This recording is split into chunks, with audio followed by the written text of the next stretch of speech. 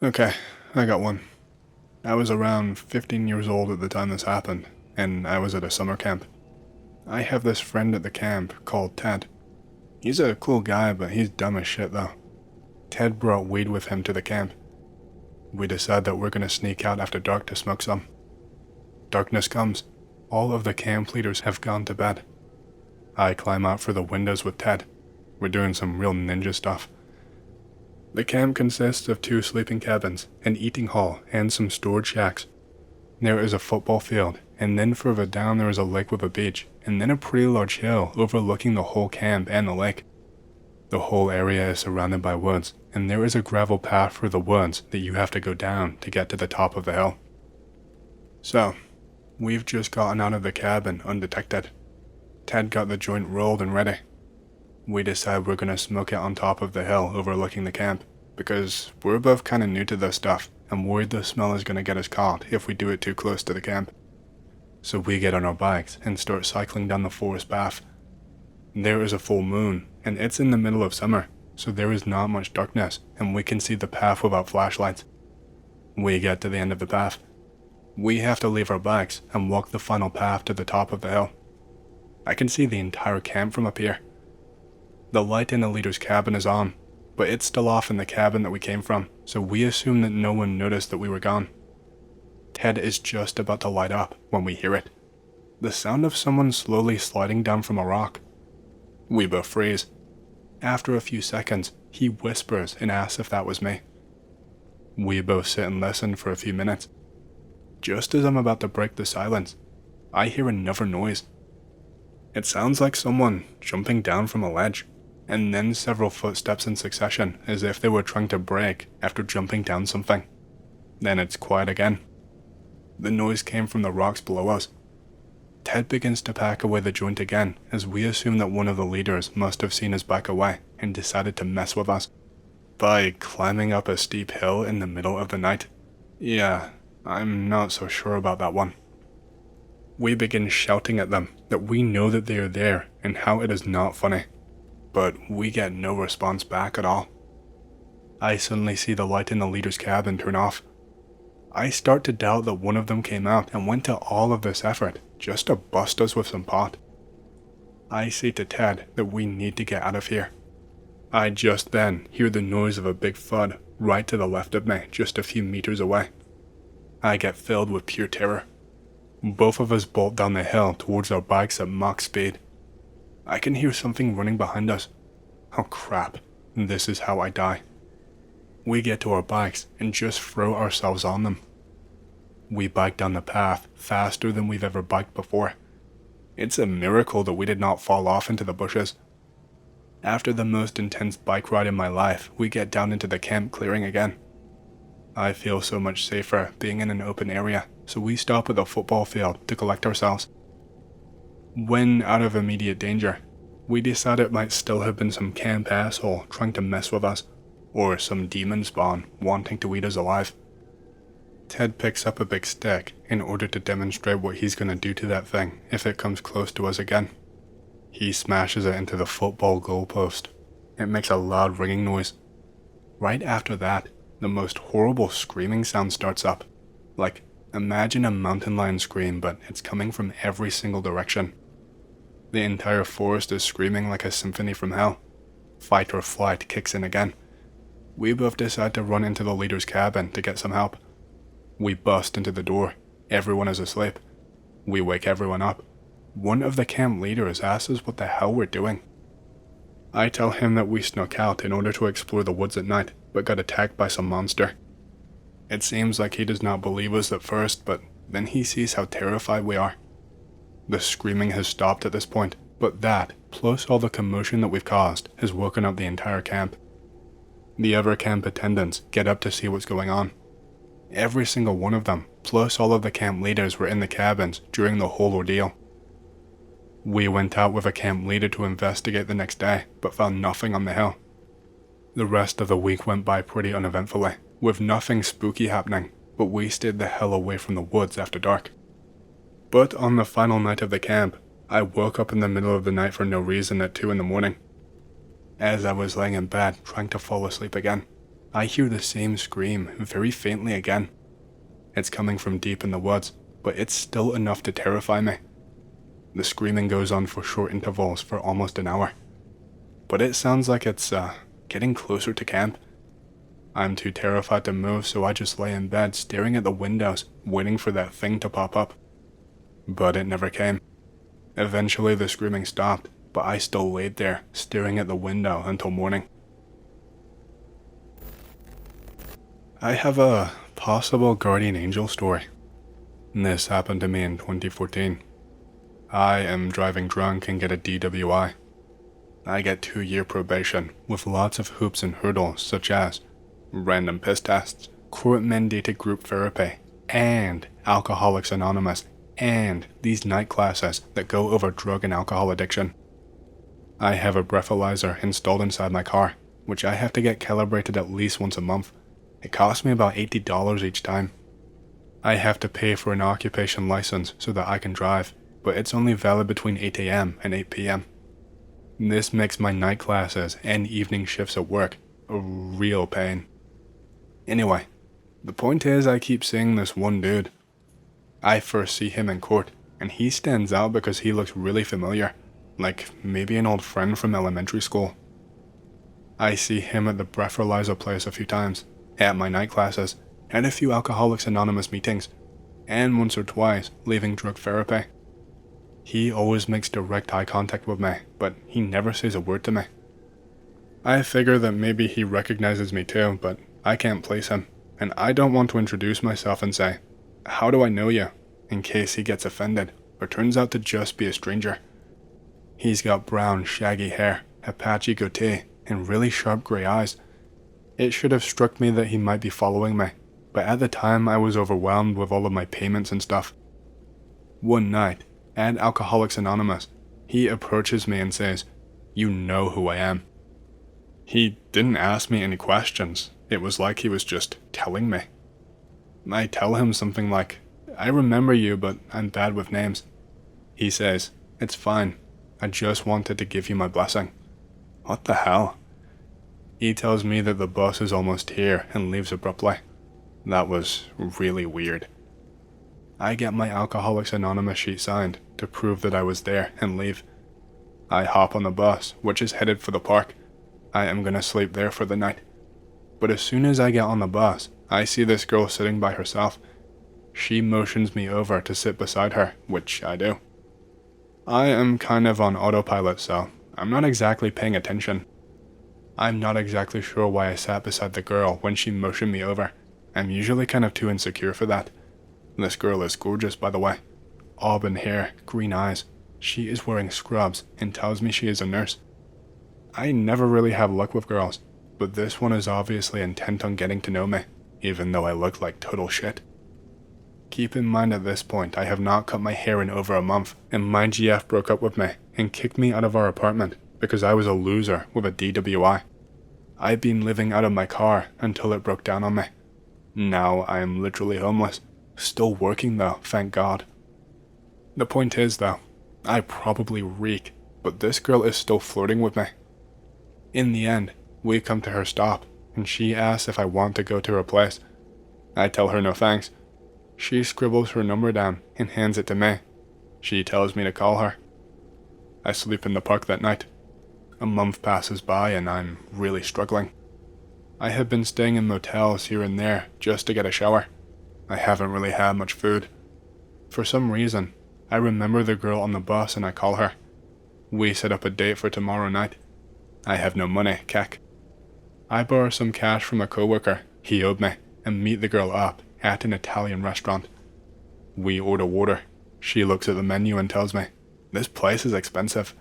I can't disagree, lol. She says, "Let's go to Cane's." I have never been there before, so we go, and I spend way less money than I had planned. She invites me to her place again, and this time I go. I take a shower, and she does my laundry. It was in my backpack. I live with her for a few months. I was never as happy with my ex as I was with her. We are both really happy. In the end, she left the state to pursue a dream that was calling to her. She was very religious, too much to go into right now. I tell her to pursue her dream and that I will get by somehow. Can't follow her because of my DWI. Coincidentally, a friend of mine gets an apartment and wants me to move in with him. I do that. One night, I check Instagram and see my girl is getting married to some goofy looking dude with curly hair. She seems happy though. I get a phone call the night before my last court date. It's getting dismissed. No need to come to the court tomorrow. You are all done. By this point I have a car. I drive out to the park where I used to sleep. I don't know, to get perspective, I guess. I see the dude who used to follow me around. He is sitting on a bench, waiting on the bus. He waves as I drive by and hops on the bus. I still have no idea who he was. This happened a few years back. I worked at a Speedway gas station off of the highway on the third shift, so I was by myself from 11 to 6 a.m. I know a haunted gas station sounds dumb. I worked there for 3 years, so for the longest time, it was just a collection of creepy feelings or strange breezes or sounds. But the longer I worked overnight, the more intense stuff got. I don't really green text, but I can post a few little blurbs, I guess. At right around 1 a.m., the customer stopped and the weirdness began. I take advantage of the quiet and mop up and catch up on cleaning. I start humming to myself while working. We had these horizontal cup dispensers, some are really high up. The cup goes flying across the store, it lands and spins. I start mopping. I feel mildly spooked. I figure someone maybe just put too many cups in there. I resume mopping. Several more cups, one right after the other, come flying out and land everywhere. The weird part was that each successive cup seemed to gain velocity. I freeze. I eventually go and clean up the mess. The ghost or whatever was a dick. Most of its activity involved making messes I would have to clean up. It seemed to react also to me singing, humming, or whistling a tune. Creepy stuff. Jumping around a bit. When I first started working there, we were only open until midnight. I still closed by myself but was alone for a few hours and not as late into the night. Be doing a final clean in store. The front door is locked. I am locked in the store. All of the lot and interior lights are off. Only the backup lights in the back of the store are on. I finish mopping. I'm always mopping at this place. I am ready to go. I set the alarm. The way it works is that you have 90 seconds from when you set it, in the back of the store, to get up front, unlock the door, get outside, shut the door, and then lock it again or the alarm goes off. There is no time to sit and speculate on things. I briskly walk up front. The back area by the alarm always gives me the willies. I feel like something is walking behind me as I go. I brush it off as childish imagination. I get to the front door and unlock it. Before I can open the door, I look straight into it and see an apparition, I guess, in the reflection behind mine/me. It is made of white light and is vaguely humanoid. Quick as a flash, it darts from one side of me to the other and vanishes. The store gets darker. I dart outside. I lock the door behind myself. I note back home for the night. I am a pretty skeptical person by nature, so I really try to ignore most of the stuff that happened. Aside from run-of-the-mill stuff falling/being thrown/strange noise combos, I didn't really see much directly. There was so much glass in the store that there were reflections of reflections and stuff. I always tried to tell myself, oh, it was just a car going by, but I never believed myself because I had worked there for so long that I knew that all the patterns of lights off of the glass, a car driving by, headlights pulling in, etc. I was seeing something in the reflections I was not able to pick out of the air. Very unsettling. Believe it or not, mopping in an empty store at around 2 a.m. I am singing again to pass the time by myself. It got really boring there. I happen to glance at the soda coolers. I see a vague brown shadow moving along the surface of the glass. It appears to be a man, about the right height, with some kind of brim top hat or whatever. Just the head, shoulders, and shadow. No legs or anything. Quick as can be. It walks in front of me, its reflection in front of mine. It passes along each of the 8 cooler doors in succession. Obviously, I see nothing in front of me. It kind of dissolves into the back room. I guess I'm not going back there for anything tonight. Another time, I saw the same hat-shaped head pass across the mirror in the bathroom. Again, The image was between the mirror and me, but I saw nothing. Again, it rounded the corner into the back room. I hated it back there between 1 and 3 a.m. I was not the only person who had weird stuff happen while I worked there. The girl who came in at 6 a.m. swore up and down she'd seen the reflection of a bloody mangled man in the doors of the ice cooler. She believed that we were haunted by the ghost of a man who died in an accident on the road in front of the gas station. I did a little bit of rudimentary research into the stretch of road and the property's history, and I found nothing at all online. And then nothing interesting or enticing. This girl was a little tinfoil hatty, so I kind of took most things she said with a grain of salt. The guy who brought the donuts in at 4 a.m. would sometimes ask if someone else was in the store, and seem surprised when I told him we were alone. He'd say, "Are you sure?" but never elaborated. Of all the creepy experiences, this one was probably the most disturbing for me. Be behind the counter. I am cleaning who knows what, maybe dishes for a change. Something flies off of the top shelf in the back room. It narrowly misses my head. I shout something like, "You stupid ghost, I hate this stupid job, I should quit," or something to that effect. The temperature drops a few degrees. One by one, the overhead lights start to flicker. It starts with the one in the back where the gas can had flown off of the shelf, and then moves forward, closer to me by the sinks. As the last light, the one that is over the top of me, dims and buzzes, I feel a breeze blow. I hear these voices whispering. They are high-pitched and very fast, but quite distinctly just an inch away from my left ear, and it says, "Stay." The light above me goes off. It stays off for a few seconds before coming back on. The breeze is now gone. The temperature is fine again. I was so shaken that time, I actually left the store. I smoked a cigarette out front and tried to shake the shock off of me. Talking to me crossed the line ghost. Jumping around a little bit more. I mentioned I was pretty skeptical. I always kind of wanted to believe in ghosts, but up until then, had never seen anything legit paranormal. My then boyfriend, we have since married, has all kinds of personal ghost stories of his own. His whole family talks nonchalantly about their old haunted house and ghosts as if they were a fact of life. At the time, he was also working third shift nearby, so he would sometimes come by on his lunches, and was the one who decided that shit flying off shelves and creepy noises equals haunted gas station. I still was not so sure, but he set foot in it and declared it haunted. I suppose that family is sensitive to spirits, if you believe in that kind of thing, but the ghost or whatever did not like him being there. The atmosphere definitely changed. It was almost possessive. My husband said it was feeding off of my energy. This was a consciousness, not just an energy pattern going through the motions like some ghosts. So, after a while, I got in the habit of talking to the ghost or presence or whatever at times. Again, this was the most boring job ever, and I was in an empty gas station with nothing to do for much of the night. You only need so many smoke breaks, and you can only clean so much.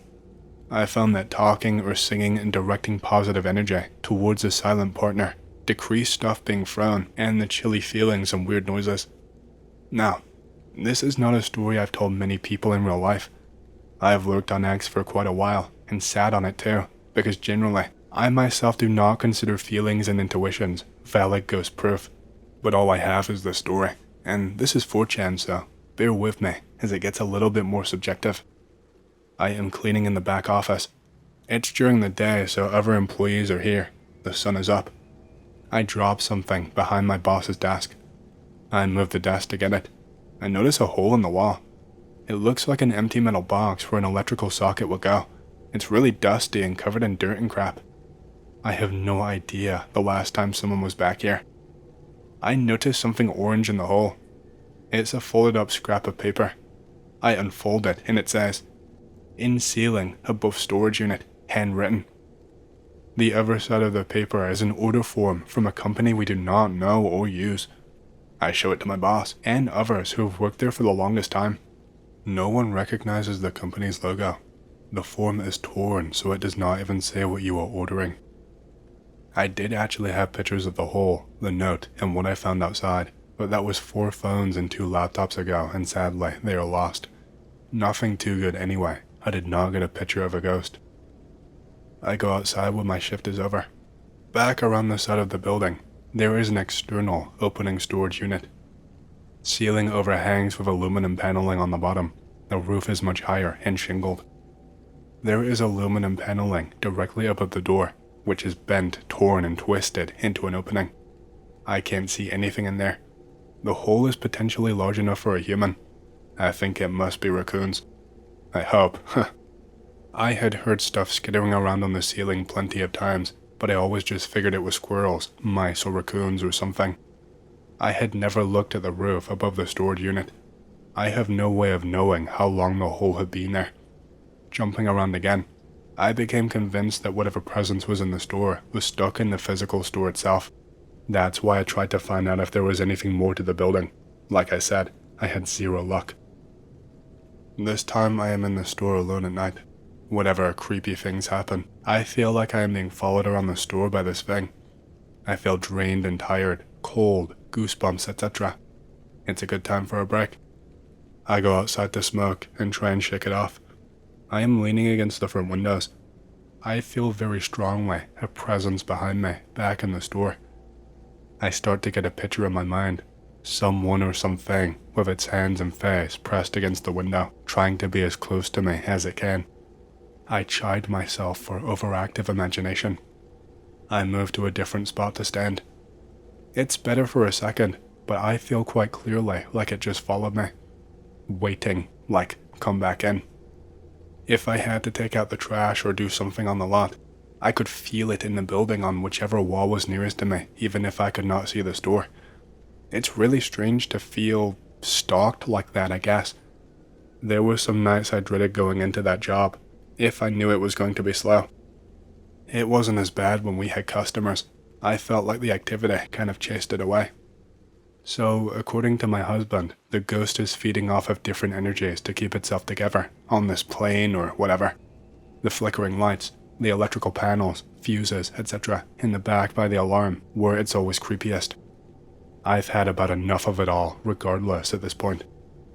It's one super slow night. It's right around 2 a.m. It's an extremely hot, muggy night in the middle of the summer. There is intense cloud cover. The sky is purple tinted. A heat lightning storm starts up and begins to roll in. There's lots of lightning but no rain at all. You can feel the electricity in the air. It's a very eerie feeling overall. There are no cars even on the road. It's totally silent outside. I smoke a cigarette and take it all in. Again, I am feeling this presence in the store behind me. Almost a buzzing sensation. I feel like this ghost thing is liking the storm. Lightning starts to pass, cloud to cloud directly overhead. It's really gorgeous and intense outside. I offhandedly say, "You should come see the storm," or whatever, to the ghost. Just then, there is a huge strike. I can't even see for a few seconds. There is lightning right nearby. You can hear and feel the thunder almost at the same time. I feel a very strange feeling pass through me like a chill, almost a euphoria or exaltation. I finish my cigarette and the storm passes. I finish my shift quietly and go home and do whatever. After that, I never saw, felt or heard or experienced anything creepy at that store ever again, aside from the customers. Anticlimactic, I know, but it was not until weeks later that I was really like, I have not shed a brick in a while. I guess the ghost moved on or whatever, or it left or got tired of me. Hey, hope you've enjoyed the story so far.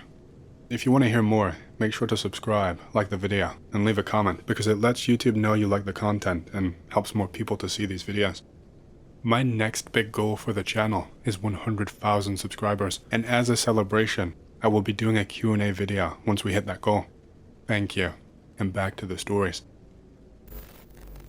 Weird. I had a similar experience like that, but in a totally different kind of place. I always shrugged it off, but I know the feeling you were talking about. I am traveling to Oregon. I stopped for the night in Iowa. The motel I am staying in is in the middle of the country. There is nothing much around outside except for cornfields, based fields, an empty prison, and the occasional house. It's sunset. I am sitting outside my motel having a beer. I am facing the cornfields and base fields that I mentioned. There is a small road that travels between them, and I get the urge to go for a walk. After a while, I notice a wooden doll propped up just inside the corn, leaning on a corn stalk. I notice more and more of them as I keep walking. They are all facing the road that I am taking. All of the faces are carved incredibly detailed. I wonder if this is some country bumpkin good luck charm or something to make the corn grow large. I stoop down to pick up one of the dolls. They are all solid wood except for the clothes. Like I said, the faces were incredibly detailed, quality craftsmanship, uncanny valley shit for sure. As I am inspecting this doll, I hear something move inside the corn. I replace the doll, thinking it's the owner. The sound stops. After a moment, I head back the way I came, but the movement in the corn follows me until I get back to the motel. The entire time, I feel incredibly tense. My eyes are glued to the cornfield, almost tripped a couple of times. The little faces on the dolls feel like they are watching me. Just like your experience, I felt a fear I seriously could not shake. The entire thing was not something that would produce panic in me normally. Those creepy little dolls. I was crawfishing at the time that this experience happened to me. I'm crawfishing at a local nature reserve.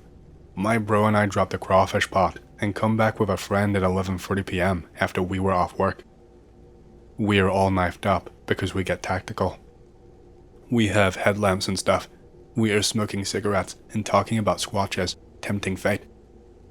We make squatch calls and bang trees to summon one of them from the woods. We get out to the river. There is no one else there. We tactically sneak over to our pot. As soon as we turn away from the opposite bank, splunch, a big stone hits the water. My friend says it's just trout, but he admits it sounded like a rock. We knew the difference.